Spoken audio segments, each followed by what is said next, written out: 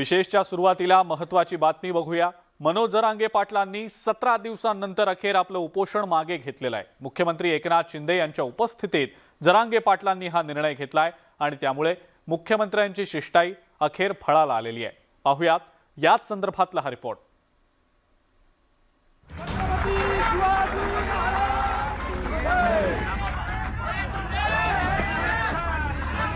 17 दिवसांनंतर अखेर मनोज जरांगे यांनी उपोषण आंदोलन मागे घेतलं। मुख्यमंत्री एकनाथ शिंदेंची शिष्टाई यशस्वी ठरली। मराठा समाजाला आरक्षण मिळावं या मागणीसाठी जरांगे यांनी उपोषण सुरू केलं होतं। त्यावर तोडगा काढण्याचा प्रयत्न राज्य सरकारकडून केला जात होता। मात्र जरांगे आंदोलनाच्या भूमिकेवर ठाम राहिल्यामुळे राज्य सरकारची चांगलीच कोंडी झाली होती।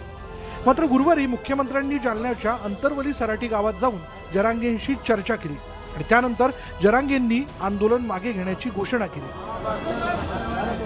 हो, 10 दिवस तर दिले पण शिंदे साहेबांचा मी शब्द मोडला नाही आणि पुढच्याही काळात मोडणार नाही। फक्त समाजाला जो मी शब्द दिला होता तो मी पाळतोय। मी आरक्षण मिळवून देणार, त्यात दुमत नाही। आणि शिंदे साहेबांनी इथून सांगितलं तू स्वस्त बसणार नाही आरक्षण मिळवून देऊस तर मी बी बसणार नाही, आरक्षणच मिळवून देणार। मराठा आरक्षणाचा निर्णय घेण्यासाठी जरांगेंनी राज्य सरकारला 1 महिन्याची मुदत दिली आहे। तर आंदोलकांवरील गुन्हे मागे घेण्याची जरांगेंची मागणी राज्य सरकारने याआधीच मान्य केली आहे। शिवाय वंशावळीत कुणबी उल्लेख असलेल्यांना कुणबी जात प्रमाणपत्र देण्याचा अध्यादेशही राज्य सरकारने काढलाय। आपण कुणाची फसवणूक करू शकत नाही। शेवटी सरकार म्हणून आमची जबाबदारी आहे आणि म्हणून अशा प्रकारचं आपण काम करू की मराठा समाजाचं गेलेलं आरक्षण आणि टिकणारं आरक्षण मिळालं पाहिजे ही सरकारची ठाम भूमिका आहे। मराठा समाजाला सरसकट कुणबी प्रमाणपत्र देण्याची मागणी वगळता जरांगेंच्या बहुतेक मागण्या राज्य सरकारनं मान्य केल्यात। जरांगेंनी उपोषण मागे घेतलं असलं तरी साखळी उपोषण सुरू राहणार असल्याची घोषणा त्यांनी केली आहे। आरक्षण म्हणजे आरक्षण पाहिजे, मला खरंच द्यायचं जातीला ते, मला काय नाही करायचं माझ्या आयुष्यात। मला एवढ्या वेळेस माझ्या मराठा समाजाला ते आरक्षण दिलं आणि मी जास्तीत जास्त खुश कशामुळे खुशी म्हणजे त्याचा अर्थ वेगळा नाही की मी ज्या सीएम साहेब म्हणले मी त्यांना माझ्या भाषणात सांगितलं मी मराठ्यांना आरक्षण देईपर्यंत मी स्वस्त बसणार नाही, मी आंदोलन थांबवणार नाही। तुमच्या शब्दावर साहेब मी महिना वेळ पण दिला आणि उपोषण सुद्धा थांबवलं। मनोज जरांगेंच्या आंदोलनामुळे राज्यभरातील मराठा संघटना आरक्षणाच्या मागणीसाठी रस्त्यावर उतरल्याचं पाहायला मिळालं। त्यामुळे मराठा आरक्षणाचा मुद्दा ऐरणीवरती आला। मुख्यमंत्र्यांच्या शिष्टाईमुळे जरांगेंनी आंदोलन मागे घेतलेलं असलं तरी 1 महिन्यानंतर पुन्हा एकदा राज्य सरकारला या प्रश्नाचा सामना करावा लागण्याची शक्यता नाकारता येत नाही।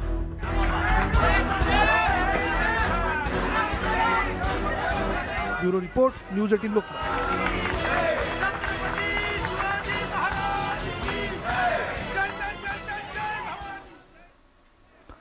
मनोज जरांगे पाटलांनी उपोषण तर सोडलं, मात्र राजकारण सुरूच आहे। उपोषण सोडताना मुख्यमंत्री एकनाथ शिंदे उपस्थित होते, मात्र दोन्ही उपमुख्यमंत्र्यांच्या अनुपस्थितीवरनं विरोधकांनी सरकारवर तोफ डागली आहे।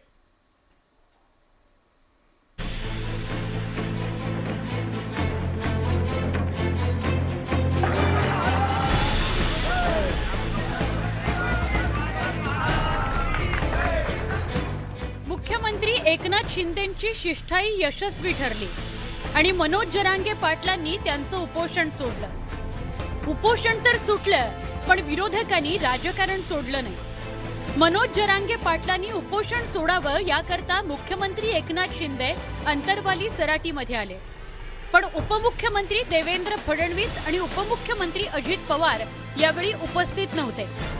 गेल्या 17 दिवसांपासून जे आंदोलन गाजतंय त्या आंदोलनाच्या समाप्ती करता दोन्ही उपमुख्यमंत्री का आले नाहीत असा थेट सवाल विरोधकांनी उपस्थित केला। मध्ये काम नक्की कोण करतंय, कुणावर कुठली जबाबदारी, इतकं सगळं कन्फ्युजिंग आहे। कारण आज आपण बघता गृहमंत्री महाराष्ट्रात एवढी अस्वस्थता आहे, एवढे मोठी आव्हानं चालली आहेत, आंदोलनं चालली आहेत आणि महाराष्ट्राचे आपले गृहमंत्री आहेत कुठे, राज्यात तरी नक्कीच नाही आहेत। आता राज्य चालवणं गृहमंत्र्याचं काम आहे का पक्षाचा प्रचार करणं हे महत्त्वाचं आहे, ह्याचा एकदा विचार भारतीय जनता पक्षाने करावा। या 3 तिघाणामध्ये आपण पाहतोय की मैत्रिक्य एकमत होत नाही यांचं त्यामुळेच ते एकामेकावर ढकलत असतात। आता भाजपला वाटलं म्हणून त्या भिडे गुरुजींना पाठवलं असेल आणि यांना वाटलं म्हणून हे आपले प्रतिनिधी पाठवत होते. सब कुछ आलबेल आहे सरकारमध्ये, यावर प्रश्नचिन्ह आहे. विरोधकांनी केलेल्या टीकेचा सत्ताधाऱ्यांनी जोरदार समाचार घेतला. सरकारचे प्रमुख असलेले मुख्यमंत्री एकनाथ शिंदे अंतर्वाली सराटीत आले, पण विषयाला नाहक फाटा फोडण्याकरता विरोधक राजकीय कसरत करत असल्याचा टोला सत्ताधाऱ्यांनी लगावला. राज्याचे मुख्यमंत्री हे सर्वोच्च पदावर आहेत, त्यामुळे असं आवश्यक नाही आहे की 2 मुख्यमंत्री गेले पाहिजे, मंत्रिमंडळ गेलं पाहिजे. राज्याचे मुख्यमंत्री गेल्याच्या अपेक्षा मोठं काय. आणि तसे देवेंद्रजी राजस्थानमध्ये आहे, अजितदादा आपल्या नियोजित कार्यक्रमात आहे. मला वाटतं मुख्यमंत्री जाणे हे सर्वात महत्त्वाचं असतं आणि ते गेले. सत्ताधारी आणि विरोधक यांच्यात कोणत्याच मुद्द्यावरून एकमत होत नाहीये. मात्र संवेदनशील विषयावर दोन्ही बाजूंनी सामंजस्य दाखवण्याची गरज आहे. पण विरोधकांनी उपोषण मागे घेण्याच्या मुद्द्याला उपमुख्यमंत्र्यांच्या अनुपस्थितीचं ठिगळ लावून नाहक वाद निर्माण केल्याचं स्पष्ट होत आहे. Bureau report, news 18 Lokmat. आगामी निवडणुकांमध्ये देशात तसंच राज्यात सुद्धा एनडीए विरुद्ध इंडिया असाच सामना रंगणार आहे. मात्र इंडियातच जागा वाटपाबाबत एकमत नसल्याचंच सध्याचं चित्र दिसतंय. महाविकास आघाडीत एकमत नाही.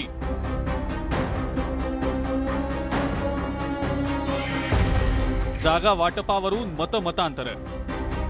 उगाच जागेचा हट्ट धरायचा नाही, जो जिंकेल त्याची जागा. राऊत वडेट्टीवारांमध्ये जुंपली. संजय राऊत जी म्हणतील त्यामुळे निर्णय होणार नाही. आगामी लोकसभा असोत किंवा विधानसभा निवडणुका असोत, या थेट एनडीए विरुद्ध इंडिया यांच्यात रंगणार आहेत. तर आपल्या राज्यामध्ये भाजप शिंदेंची शिवसेना आणि अजित पवारांचा गट विरुद्ध काँग्रेस ठाकरेंची शिवसेना आणि शरद पवारांचा गट यांच्यात सामना होणार आहे. निवडणुकींची घोषणा होण्यापूर्वीच प्रत्येक जण आपापल्या पक्षासाठी कंबर कसतोय. महायुतीमध्ये 3ही पक्षांची समन्वय समिती येऊ घातलेली आहे, तर महाविकास आघाडीमध्ये सारं काही आलबेल असल्याचं दिसत नाही. कारण वंचितची आघाडी करण्यावरनं अद्याप एकमत नाही. शिवाय नेमकं कोण कोणत्या जागेवर उमेदवारी देणार यावर सुद्धा एकमत झाल्याचं दिसत नाही. शरद पवार गटातले आमदार रोहित पवारांनी स्पष्ट केलंय की एका पक्षाचा उमेदवार जर 3 आणि 4 वेळेला अपयशी ठरला असेल तर ती जागा मित्र पक्षाला देता येईल का यावर विचार व्हावा. जिथं 3 वेळा 4 वेळा एखादा पक्षाचा उमेदवार सातत्याने पडत आलेला आहे, तिथं दुसऱ्या मित्र पक्षाला आपल्याला सीट देता येईल का याबाबतीतला विचार नक्कीच आपल्याला करता येईल. विविध समीकरण हे आपल्याला बघावे लागतील. तर इंडियात विविध पक्षांचे प्रतिनिधी आहेत, त्यानुसार जागा वाटपाची चर्चा होईल. उगाच जागेचा हट्ट कुणीही धरू नये, जो जिंकेल त्याची जागा असेल असं वक्तव्य संजय राऊतांनी केलंय. आमची भूमिका स्पष्ट आहे आणि ती काल सुद्धा ठरली. उगाच जागेचा हट्ट धरायचा नाही, जो जिंकेल त्याची जागा, जो लढू शकेल आणि जो जिंकू शकेल त्यालाच ती जागा मिळेल आणि याच्यावरती सगळ्यांची मान्यता आहे. इंडिया आघाडीमध्ये जागा वाटपाच्या संदर्भात अंतिम निर्णय हा चर्चा करून होईल असं संजय राऊतांना वाटतंय. तसं होणार नाही असा राऊतांना टोला लगावलाय काँग्रेसचे नेते विजय वडेट्टीवार यांनी. सगळं संजय राऊतजींना मान्य असेल तर सगळ्यांनाच मान्य असेल. कारण असं आहे की मेरिटवरच निवड व्हायला पाहिजे. ज्या पक्षाची शक्ती जिथे जास्त आहे, ज्या पक्षाचा उमेदवार मजबूत आहे, ज्या पक्षाकडे निवडून येण्याची मेरिट आहे, तिथे त्या पद्धतीचं वाटप व्हावं असं जर असेल तर त्यामध्ये इंडियाच्या बैठकीमध्ये हे चर्चा आणि मुद्दे उपस्थित होतील. एकंदरीतच त्यांनी राऊतांचा दावा खोडून काढलाय आणि त्यामुळे इंडियातील देशातील आघाडी आणि महाविकास आघाडीच्या रूपातील राज्यातल्या आघाडीच्या नेत्यांमध्येच एकमत नसल्याचं चित्र दिसतंय. आणि त्यामुळे एनडीएनं अर्धी लढाई इथेच जिंकली आहे असं म्हटलं तर ते वावगं ठरणार नाही. Bureau report, news 18 Lokmat.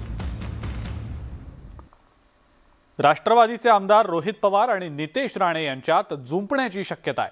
Rohit Pawar आत्ताशी senior KG मध्ये आहेत, ते अजून शाळेतही पोहोचलेले नाहीत अशा खोचक शब्दात नितेश राणेंनी रोहित पवारांवर टीका केली आहे. या टीकेमागचं कारण नेमकं काय पाहूयात, याच संदर्भातला हा आमचा विशेष रिपोर्ट.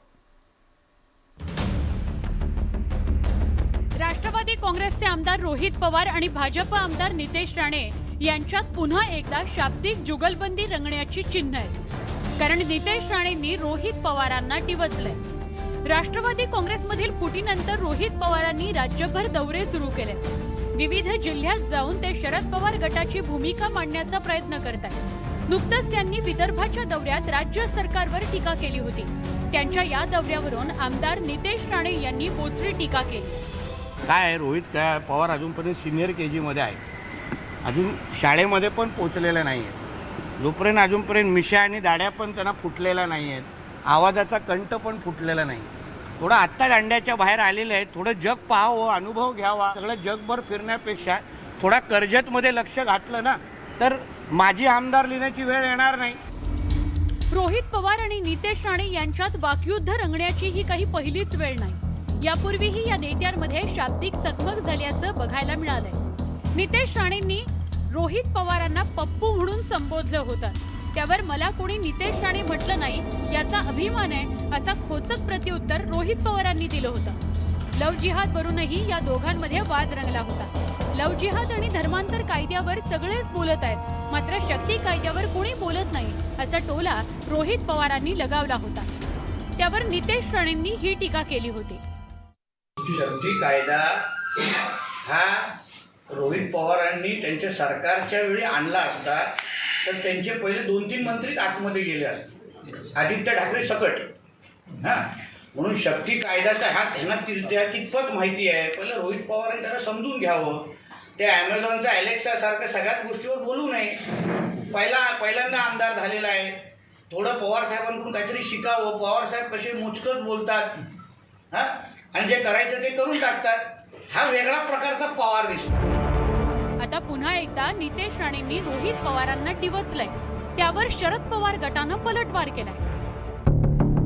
राष्ट्रवादी काँग्रेसमधील फुटीनंतर रोहित पवारांनी शरद पवार गटासोबत राहणं पसंत केलं. तसंच पक्षातील बंडानंतर ते आक्रमकपणे शरद पवार गटाची भूमिका मांडतायत. त्यामुळे रोहित पवार सत्ताधाऱ्यांच्या निशाण्यावर असून नितेश राणेंची त्यांचा सतत सामना रंगल्याचं बघायला मिळत आहे. Bureau report, news 18 Lokmat. पुढची एक महत्त्वाची मोठी बातमी आपल्यापर्यंत येते ती बघूया. नाशकात कुमार विश्वास यांच्या कवी संमेलनाचं आयोजन करण्यात आलेलं होतं. या कवी संमेलनामध्ये मराठी भाषकांना प्रवेश नाकारल्याचा आरोप करण्यात आलेला आहे. कवी संमेलनात प्रवेश नाकारल्यामुळे मराठी भाषकांनी कालिदास नाट्यगृहाबाहेर गोंधळ केल्याची देखील माहिती समोर येते.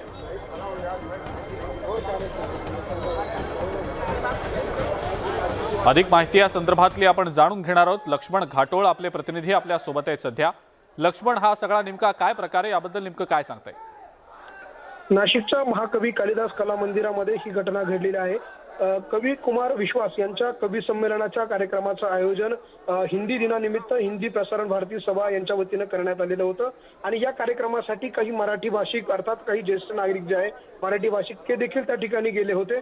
मात्र मराठी भाषिकांसाठी हा कार्यक्रम नाहीये अशा प्रकारची माहिती त्या ठिकाणी असलेल्या आयोजकांच्या वतीनं देण्यात आली. आणि त्यामुळे मराठी भाषिक आणि हिंदी भाषिक हे समोरासमोर येऊन वाद निर्माण झाला. आणि त्यानंतर आयोजकांनी देखील लाऊडस्पीकरवरती अर्थात साऊंड सिस्टमवरती त्यांनी ज्यावेळेला सूचना द्यायला सुरुवात केली त्यावेळेला मराठी भाषिकांसाठी हा कार्यक्रम नाहीये अशा प्रकारची सूचना दिल्यानंतर मराठी भाषिक संतप्त झाले. आणि त्यानंतर त्यांनी त्या कार्यक्रमातून बाहेर पडून हा कार्यक्रम बंद करण्यासाठीची घोषणाबाजी सुरू केली. आणि त्यामुळे नाशिकच्या महाकवी कालिदास कला मंदिराच्या परिसरामध्ये एक तणावाचं वातावरण झालं. अखेर सरते शेवटी पोलिसांना त्या ठिकाणी येऊन हस्तक्षेप करण्याची वेळ आलेली आहे. आता देखील या ठिकाणी मोठ्या प्रमाणात गोंधळ जो आहे तो मराठी भाषिकांचा सुरू आहे. खरं तर हा कार्यक्रम ज्या वेळेला या ठिकाणी होतोय त्या कार्यक्रमाच्या स्वागतासाठी स्थानिक लोकप्रतिनिधींनी मराठी लोकप्रतिनिधींनी फलक लावलेले होते आणि स्वागताचं देखील केलं होतं. मात्र मराठी भाषिकांना त्या ठिकाणी प्रवेश नाकारल्यामुळे सुरुवातीपासून गोंधळ निर्माण झालेला आहे. आता पोलीस त्या ठिकाणी दाखल झालेले आहे,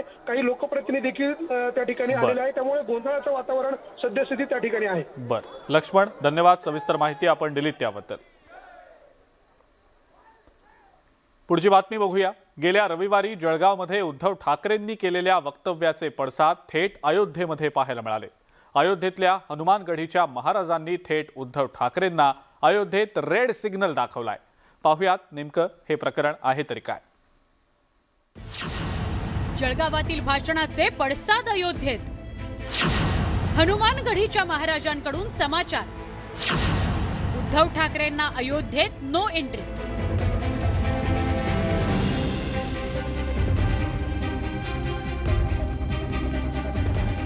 उद्धव ठाकरेंनी नुकत्याच केलेल्या जळगावातील वक्तव्याचे थेट अयोध्येत पडसाद उमटले. अयोध्येतील हनुमानगढीच्या महाराजांनी उद्धव यांच्या वक्तव्यावर तीव्र संताप नोंदवलाय. जळगावात जनतेशी संवाद साधताना भर सभेत उद्धव यांनी मोठा आरोप केला होता की राम मंदिराच्या उद्घाटनाला देशभरातून हिंदूंना बोलावलं जाईल आणि त्यावेळी पुन्हा गोधरा होण्याची भीतीही व्यक्त केली होती. डाव असा असू शकतो की राम मंदिरासाठी देशभरातून लाखोच्या संख्येने हिंदू बोलवायचे, बस गाड्या ट्रेन सगळ्यात यायचं आणि तिकडनं झाल्यानंतर परतताना मध्ये कुठेतरी गोधरा घडवायचा. करू शकतात, हल्ला होऊ शकतो, कोणत्या तरी वस्तीमध्ये बस जाळतील, दगडफेक करतील, माणसं मारतील, पुन्हा देश पेटेल. ठाकरेंच्या या दाव्याचा अयोध्येतील पुजारी आणि महंतांकडून तीव्र शब्दात निषेध करण्यात आला. तर हनुमानगढीचे महाराज राजूदास यांनी चांगलाच समाचार घेत उद्धव ठाकरेंना थेट इशाराच दिला की अयोध्येत उद्धव ठाकरेंना प्रवेश नसेल आणि त्यांचं यथायोग्य स्वागत देखील केलं जाणार नाही. आतापर्यंत त्यांचा पक्ष गेला, सत्ता गेली आणि चिन्हही गेलं. आता ते ज्या इंडियाचा हिस्सा आहेत तो गट घमेंडिया म्हणून ओळखला जाईल असा टोलाही त्यांनी लगावला. उद्धव ठाकरे ही नहीं, जो भी सनातन के अपमान करने वाले हैं उनको अयोध्या में घुसने नहीं दिया जाएगा. ये अपील है सनातनियों से. आपके हाथ से निशान चले गए, आपके हाथ से आपके जो पक्के शिव सैनिक थे, राम भक्त थे, वो भी आपके साथ छोड़ दिया. तो ये भी वक्त ना आ जाए कि आपके साथ एक भी व्यक्ति ना रहे. ऐसा काम मत करिए आप. मवियाच्या काळात अभिनेत्री कंगना रनौतच्या घरावरील कारवाईनंतरही अयोध्येतील विविध आखाड्याच्या महंतांनी उद्धव ठाकरेंना असाच इशारा दिला होता आणि तीव्र संतापही नोंदवला होता. आता पुन्हा एकदा जळगावातील वक्तव्यानंतर वाद उफाळून आलाय. Bureau report, news 18 Lokmat.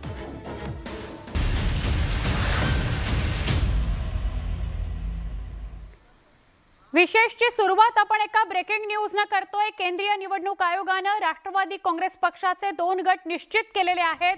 खरा पक्ष कोणता आणि त्या संदर्भातील कायद्यांच्या महत्त्वाच्या प्रश्नाबाबत येत्या 6 ऑक्टोबरला केंद्रीय निवडणूक आयोग निर्णय घेणार आहे. त्यामुळे आता राष्ट्रवादी काँग्रेस नेमकी शरद पवारांची की अजित पवारांची याचा निर्णय 6 ऑक्टोबरला होण्याची दाट शक्यता आहे. अत्यंत महत्त्वाची बातमी, राष्ट्रवादी काँग्रेसचे 2 गट निश्चित केलेले आहेत निवडणूक आयोगानं. त्यामुळे आता राष्ट्रवादी काँग्रेस नेमकी शरद पवारांची की अजित पवारांची याचा निर्णय लवकरच होईल. 6 ऑक्टोबरला केंद्रीय निवडणूक आयोगानं निर्णय घेणार असल्याचं म्हटलेलं आहे. आमचे प्रतिनिधी प्रशांत लीला रामदास यांना अधिक विचारूया. प्रशांत, काय अधिक माहिती? आपल्याला माहित असेल की राजकीय गोटातील सगळ्यात मोठी ही बातमी आहे की 6 ऑक्टोबर रोजी राष्ट्रवादी कोणाच्या हक्काची यावरती अंतिम निर्णय येण्याची शक्यता व्यक्त केली जात आहे. ही आजच्या घडीची सर्वात महत्वाची बातमी आहे. आणि महत्वाचं म्हणजे आपल्याला माहित असेल की जेव्हा सत्तेत अजित पवार आले त्यानंतर शरद पवार गटाच्या वतीनं देखील कॅबिनेट केंद्रीय निवडणूक आयोगात दाखल करण्यात आला होता आणि त्यामध्ये स्पष्ट म्हणण्यात आलं होतं की सुनावणी घेण्याच्या पूर्वी आमचं म्हणणं ऐकून घ्यावं. याच्या आधारावरती 8 सप्टेंबरला दोन्ही गटाला म्हणजे अजित पवार गटाला आणि शरद पवार गटाला दोघांनाही आपापलं म्हणणं मांडण्याचा आदेश केंद्रीय निवडणूक आयोगाने दिला होता. त्याच्या आदेशाच्या आधारावरती 8 सप्टेंबरला दोन्ही पक्षाच्या वतीनं आपलं म्हणणं लिखित स्वरूपात सादर करण्यात आलं, ऑनलाईन पद्धतीने सादर करण्यात आलं. आणि त्यानंतर आता आज जर बघितलं तर आज एक अत्यंत महत्वाचा निर्णय केंद्रीय निवडणूक आयोगाने घेतला. त्यात त्यांनी स्पष्ट म्हटलंय की आम्ही राष्ट्रवादी काँग्रेस पक्षाने 2 गट पडले हे मान्य केलेलं आहे आणि त्यामुळे त्या संदर्भात आम्ही 6 ऑक्टोबर रोजी निश्चितपणे निर्णय घेऊ अशा प्रकारचे संकेत केंद्रीय निवडणूक आयोगाकडून प्राप्त झालेले आहेत. नक्की प्रशांत, आभार. आपण सविस्तरपणे माहिती दिली त्याबद्दल. इतर घडामोडींकडे वळतोय. राज्याचं लक्ष लागून राहिलेल्या सत्ता संघर्षाच्या सुनावणीला सुरुवात झाली. विधानसभा अध्यक्ष राहुल नार्वेकरांसमोर महत्त्वाची सुनावणी सुरू झाली. या सुनावणीत नेमकं काय घडलंय जाणून घेऊया स्पेशल रिपोर्ट. राज्याचं राजकारण ज्या मुद्द्यावर केंद्रित झालंय त्या सत्ता संघर्षाची सुनावणी सुरू झाली आहे. गेल्या वर्षी पक्षातल्या बंडखोरीमुळे उद्धव ठाकरेंचं सरकार कोसळलं होतं. त्यावेळी घडलेल्या घडामोडींमध्ये दोन्ही गटांनी एकमेकांच्या आमदारांविरोधात अपात्रतेची नोटीस बजावून कारवाईची मागणी केली होती. दोन्ही गटांनी दाखल केलेल्या याचिकांवर सुनावणीला प्रारंभ झाला. त्यावेळी शिवसेनेनं अध्यक्षांपुढे मोठा युक्तिवाद करताना ठाकरे गटाकडून दाखल करण्यात आलेल्या याचिकेची कागदपत्र मिळाली नसल्याचा मुद्दा उपस्थित केला. फक्त कागद देण्यावरच एकमेकांची चर्चा झाली. कागदपत्र देण्यात मात्र वेळ कधीपर्यंत मागून घेण्यात 2 हप्त्याच्या मुदत दिलेली आहे. परंतु निकाल कधीपर्यंत अपेक्षित आहे सर, तुम्हाला काय वाटतं? सर आज निकालाला वेळ निकाल असं सांगता येणार नाही. आणि सर खाली 2 हप्त्याचा टाइम दिला सगळ्यांना कागद देण्याकरता. कोणती कागदपत्र कोणत्या पक्षाला मिळाली नाहीत याबाबत दोन्ही पक्षांनी अध्यक्षांना सांगितलं. त्यानुसार वकिलांमार्फत कागदपत्रांची पूर्तता करण्याचे आदेश देत अध्यक्षांनी पुढील सुनावणी 2 आठवड्यांनी ठेवली. सुनावणीत नेमकं काय झालं ते आता पाहूया.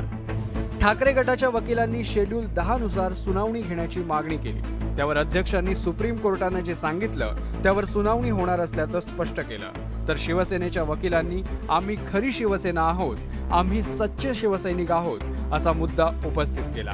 प्रक्रियावादाच्या सगळ्या भोऱ्यात अडकलेली आहे असं दिसते आणि मी आधीपासून सांगतो की प्रोसिजरल आस्पेक्टमध्ये अडकवून किंवा आणखी इतर अनेक आयडिया करून क्लुप्त्या करून हे प्रकरण पुढे ढकललं पाहिजे असं अपात्र ठरू शकणाऱ्या आमदारांतर्फे केलं जाईल आणि तसंच आज केलं गेलेलं आहे. त्यामुळे मला असं वाटते की खूप प्रक्रियावादी होणं हे चुकीचं आहे. सत्ता संघर्षावरील सुनावणीला सुरुवात होऊन कार्यवाही मार्गी लागल्यानं शिवसेनेकडून समाधान व्यक्त करण्यात आलं. तर शिवसेनेनं वेळकाढूपणा करण्यासाठी कागदपत्र मिळाली नसल्याची सबब मांडल्याचा आरोप ठाकरे गटानं केलाय. शेड्यूल 10 प्रमाणे निर्णय आधीच येणं अपेक्षित होता असा मुद्दा सुनील प्रभू यांनी उपस्थित केला. सुनावणी आता पिटिशन नंबर 3 वर सध्याला चालू आहे. हे पूर्ण 40 लोकांवरची सुनावणी कंप्लीट व्हायची आहे. म्हणून आता हे प्रोसेसचा भाग आहे. ही सुनावणी आता किती काळ चालेल, किती वेळ चालेल आणि पुढची नेक्स्ट डेट पहिले जे काही होती पहिली पिटिशन त्याच्यामध्ये जवळपास 2 आठवड्याच्या कालावधीचं त्यांनी सांगितलं. 2 आठवड्याचा कालावधी दिलेला आहे. सुनील प्रभू यांच्या व्हीपला ही मान्यता दिलेली आहे. त्यामुळे भरत गोगावले यांचा व्हीप हा खारिज होतो आणि सुनील प्रभू हे तत्कालीन काळामध्ये अधिकृत व्हीप असतील तर शेड्यूल 10 प्रमाणे यावरती जो निर्णय मान्य अध्यक्षांनी द्यायचा तो तात्काळ द्यावा. विधानसभा अध्यक्ष राहुल नार्वेकरांसमोर सुनावणीत दोन्ही पक्षांनी कागदपत्र सादर केली. एकमेकांना कागदपत्र देण्यास 1 आठवड्याची मुदत देण्यात आली आहे. आता 2 आठवड्यांनी होणाऱ्या पुढील सुनावणीत काय होणार याचीच उत्सुकता ताणली गेली आहे. Bureau report, news 18 Lokmat. शिवसेनेच्या 16 आमदारांच्या अपात्रतेची सुनावणी ही सुरू झाली आहे आणि ठाकरे आणि शिंदे समर्थक आमदारांनी गुरुवारी विधानसभा अध्यक्षांसमोर हजेरीही लावली. पण या राजकीय संघर्षाचा फटका काही अपक्ष आमदारांना बसण्याची शक्यता आहे. विधानसभा अध्यक्षांनी 3 अपक्ष आमदारांना नोटीस बजावली आहे. त्यामुळे या अपक्ष आमदारांच्या जीवाला घोर लागलेला आहे. शिवसेनेतल्या 16 आमदारांच्या अपात्रता प्रकरणी गुरुवारपासून विधानसभा अध्यक्षांसमोर सुनावणी सुरू झाली. या पार्श्वभूमीवर ठाकरे आणि शिंदे समर्थक आमदारांना विधानसभा अध्यक्षांनी नोटीस बजावली होती. त्यानुसार आमदारांनी विधानसभेत हजेरी लावली. मात्र दोन्ही शिवसेनेतल्या या संघर्षाची झळ सरकारला पाठिंबा देणाऱ्या काही अपक्ष आमदारांना सुद्धा बसली आहे. भंडाऱ्यातले अपक्ष आमदार नरेंद्र भोंडेकर हे त्यापैकी एक. विधानसभा अध्यक्षांनी भोंडेकरांना या प्रकरणी नोटीस बजावली आहे. जेव्हा नोटीस मिळाला तेव्हाच आम्हाला आश्चर्यचकित झालं. सगळेच लोक अपक्ष आमचे सगळे लोक येऊन आमचे काही कलिग जे आमदार आहेत, सिनियर आमदार आहेत, ते सुद्धा म्हणतात मूर्खपणा आहे हा. अपक्षांना काही पक्षाच्या चिन्हावरती काही निवडून आलेले नसतात. शिंदे फडणवीस सरकार बनली तर त्यांना आम्ही पाठिंबा दिलं. याचा अर्थ त्यांनी आमच्यावरती कारवाईचे नोटीस द्यावं हे मानसिकता त्यांची खराब झालेली आहे. गेल्या वर्षी एकनाथ शिंदेंच्या नेतृत्वात बंड झालं. त्याला शिवसेनेतल्या 40 आमदारांनी पाठिंबा दिला होता. विशेष म्हणजे या बंडात 10 अपक्ष आमदारांचं शिंदेंना पाठबळ मिळालं होतं. त्यामध्ये भंडाऱ्याचे आमदार नरेंद्र भोंडेकर यांचाही समावेश होता. या सगळ्या भानगडीमध्ये आमचा काही संबंध नाहीये आणि आमचा काही होत पण नाही. कायद्यामध्ये पण आमचा काही संबंध येत नाही. म्हणून ह्या सगळ्या गोष्टीतून आम्हाला वगळण्यात यावं. आम्ही अध्यक्ष महोदयांना विनंती करणार. शिंदे सरकारला पाठिंबा देणाऱ्या नरेंद्र भोंडेकरांसह एकूण 3 अपक्ष आमदारांना विधानसभा अध्यक्षांनी नोटीस बजावली आहे. त्यामध्ये बच्चू कडू आणि राजेंद्र यड्रावकर यांचा समावेश आहे. त्यामुळे या अपक्ष आमदारांची चिंता वाढली आहे. Bureau report, news 18 Lokmat. राज्यातल्या सत्ता संघर्षाचा प्रवास आता अखेरच्या टप्प्यात आलाय. एकनाथ शिंदेंच्या बंडापासून ते सुप्रीम कोर्टाच्या आदेशापर्यंत कायदेशीर लढाई कशी लढली गेली पाहूयात त्याविषयीचा स्पेशल वृत्तांत.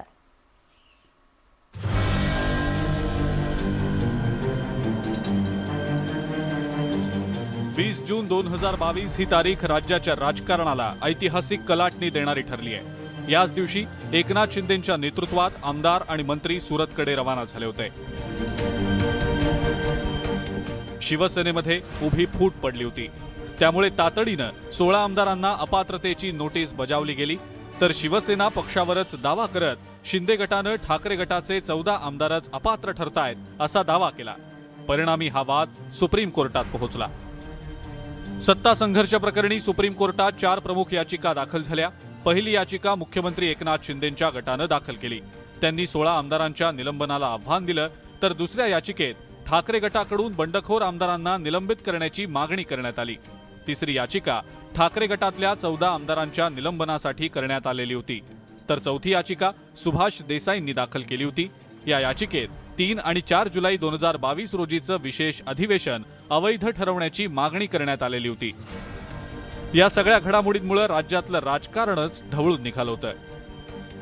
2019 मध्ये किंबहुना 2014 मध्ये ज्यावेळेला शिवसेना आणि भाजप वेगवेगळं लढलं तेव्हापासून जे राजकारणाचा जो प्रवाह आहे तर त्याचा एक परिणाम राजकारणावरचा पहिला असा परिणाम आहे की आपल्याकडचं राजकारण अत्यंत भिकारी झालंय. सुप्रीम कोर्टात याचिका दाखल झाल्यानं कायदेशीर लढाईला सुरुवात झाली.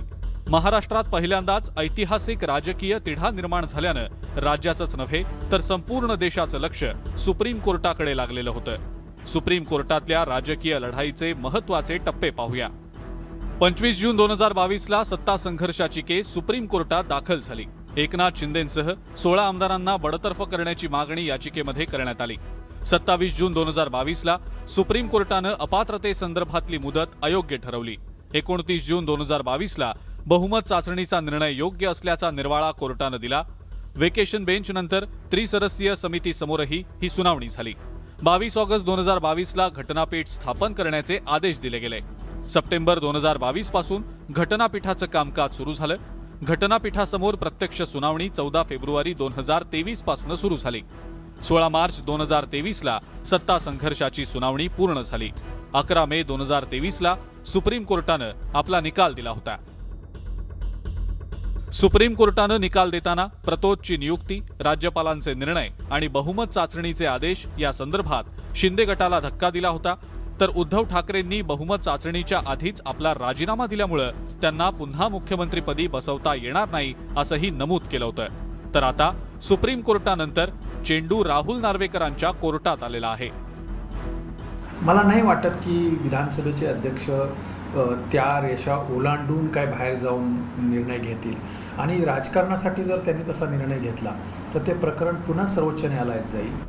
सुप्रीम कोर्टाच्या निकालानंतर 16 आमदारांच्या अपात्रतेचा निर्णय विधानसभा अध्यक्षांकडे पोहोचला. आता विधानसभा अध्यक्षांनी दिलेला निर्णय जर शिवसेना उद्धव बाळासाहेब ठाकरे गटाला मान्य झाला नाही तर पुन्हा एकदा सुप्रीम कोर्टातली राजकीय लढाई सुरू होण्याची शक्यता नाकारता येत नाही. Bureau report, news 18 Lokmat. Manoj Jarange Patil यांनी कोणत्या मुद्द्यावर उपोषण मागे घेतलं हे स्पष्ट नाही. त्यामुळे ओबीसी समाजात संभ्रमावस्था निर्माण झालेली आहे. एकंदरीतच उपोषण मागे घेण्यात आलं असलं तरी सुरू असलेला संघर्ष शमण्याची काही चिन्ह दिसत नाहीत. त्यावरचा रिपोर्ट. सर्व महाराष्ट्राचा ओबीसी एकवटला. आता या ओबीसीवर कोणी आता अन्याय करण्याचा हात घालण्याचा प्रयत्न करेल, जो करेल त्याचे हात कापून ठेवू. ओबीसी समाजानं त्यांचा संताप अशा प्रकारे व्यक्त केलाय. मराठा समाजाला सरसकट ओबीसी प्रमाणपत्र दिल्यास 52% असलेल्या ओबीसी समाजावर अन्याय होईल अशी भीती ओबीसी संघटनांनी व्यक्त केली आहे. त्यातच राज्य सरकारनं मनोज जरांगे पाटलांच्या कोणत्या मागण्या मान्य केल्या हे स्पष्ट झालेलं नाही.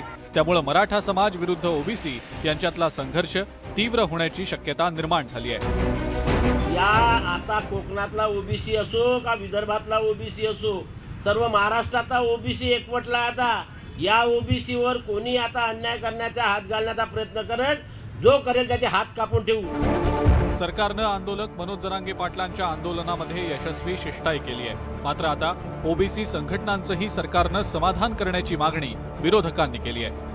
ओबीसीच्या वाट्याचं कुणालाही देऊ नये ही आमची स्पष्ट भूमिका आहे. ज्याला द्यायचं असेल त्यांना ईडब्ल्यूएसच्या धर्तीवर द्यावं, त्यामध्ये कुणाचाही विरोध नाही. सरसकट प्रमाणपत्र देण्याला आमचा विरोध आहे. ओबीसी आरक्षणाला कुठेही धक्का न लावता मराठा समाजाला वेगळ्या प्रवर्गातनं आरक्षण दिलं जावं यावर सर्वपक्षीय बैठकीमध्ये एकमत झालेलं होतं, अशी माहिती भाजपचे प्रदेशाध्यक्ष चंद्रशेखर बावनकुळे यांनी दिलेली आहे. ओबीसी समाजावर अन्याय होणारच नाही असा स्पष्ट, किंवा ओबीसी आरक्षणाला धक्का लागणार नाही असा स्पष्ट सर्वपक्षीय बैठकीमध्ये आणि असंही वारंवार माननीय मुख्यमंत्री आणि सरकारने घोषित केलं आहे. ओबीसी समाजात 400 पेक्षा जास्त जातींचा समावेश आहे. यात मराठा समाजाचा समावेश झाल्यास 27% आरक्षणात वाटेकरी वाढतील. परिणामी कुठल्याही जातीला फायदा होणार नाही याकडे ओबीसींनी लक्ष वेधलंय. तर दुसरीकडे मराठा समाजाला झुकतं माप देऊन ओबीसींना नाराज करणं कुठल्याही राजकीय पक्षासाठी सोयीचं नाही. त्यामुळे आता सरकार यावर कसा तोडगा काढणार याकडे सगळ्यांचंच लक्ष लागलंय. उदय तिमांडे, न्यूज 18 लोकमत, नागपूर.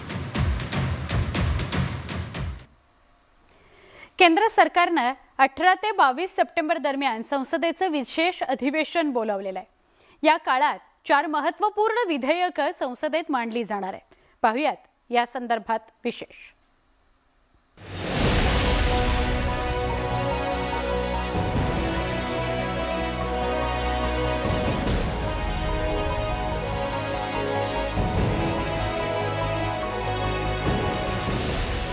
G20 परिषदेच्या यशस्वी आणि भव्य दिव्य अशा आयोजनानंतर आता मोदी सरकारला वेध लागलेत ते संसदेच्या विशेष अधिवेशनाचे.